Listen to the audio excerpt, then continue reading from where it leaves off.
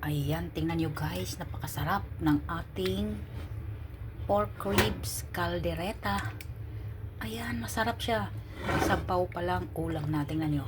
Ayan ang ating pork ribs caldereta na may cheese, tomato sauce, at maraming onion at sibuyas. Ayan guys, very yummy. May patatas. Tingnan nyo, oh, ang ating pork ribs caldereta. Ang sauce pa lang niya ay ulam na. Yes, very nice. Gustong gusto nila ito. Minsan lang ako nagluluto nito guys, pero gusto nila yan. Ayan po. Thank you so much. Ayan. At yung ating sabaw naman ay dried pear soup. Na kumukulo na po siya. Napakasarap. Very organic. Fruit soup. Dried pear soup. At saka sea coconut.